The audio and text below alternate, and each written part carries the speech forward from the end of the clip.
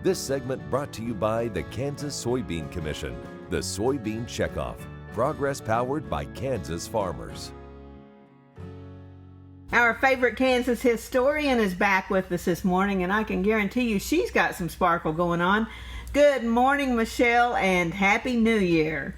Happy New Year, Deb. I want to wish all our viewers a joyous new year. Here's to more adventures together, and maybe we can all get in some mischief, too. On New Year's Day, 1881, as Kansans celebrated the new year, they did so without their favorite grog, beer, ale, or spirits. Let's learn more about Prohibition and Temperance in Kansas. On December 31st, 1880, Kansans celebrated the end of the year by gathering together with family and friends.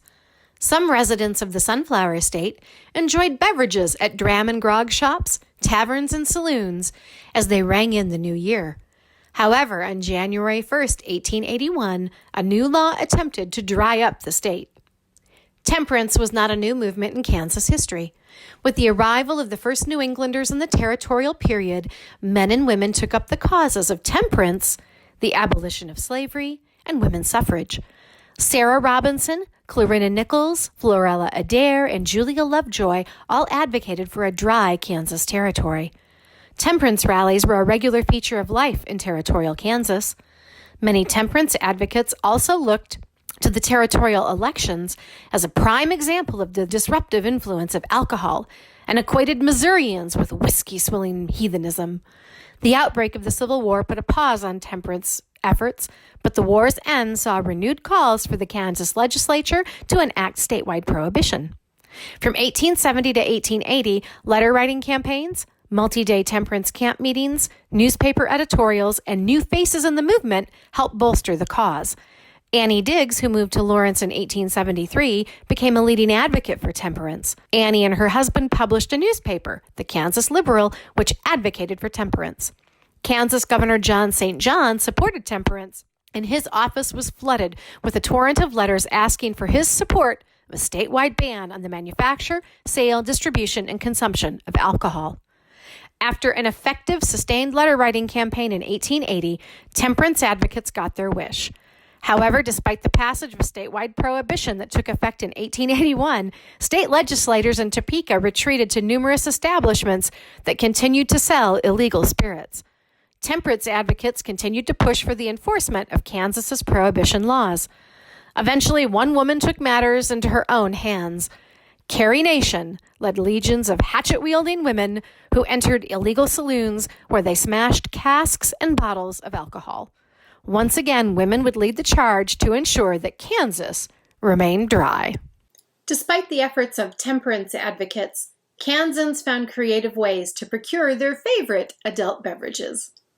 Not until national prohibition was passed did law enforcement have the teeth and resources needed to enforce prohibition laws. I hope you enjoyed our look at temperance and prohibition in Kansas and its connection to New Year's Day. I look forward to taking you on another historical adventure somewhere around Kansas. Happy New Year! Have a blessed new year, everybody. I'm Deb Goodrich, and I'll see you somewhere around Kansas. Closed captioning brought to you by Ag Promo Source. Together we grow. Learn more at agpromosource.com.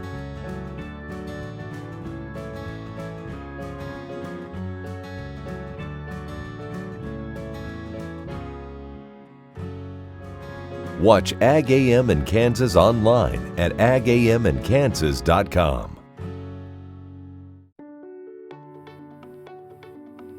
My name's Karen Cope, and I have multiple sclerosis. When you have MS, on the outside you look great, but you know what's really going on in the inside is chronic body pain, chronic fatigue. And there's lots of days that I'd wake up and say, oh, please God, help me get through this day. You know, after stem cells, Chloe, my youngest daughter, she was asked by my father-in-law, how's your mom doing? And Chloe said, Grandpa, I've never had a mom like this before, because she was 8 when I was diagnosed, and she really had no other memory of me but being sick. It's really the simple things that we do as a family, like play cards, and to be able to win at cards. You know, they all laugh because I used to repeat myself and say, what hand are we on? Where are we at? And it's just been really a true blessing from God, and we're really thankful.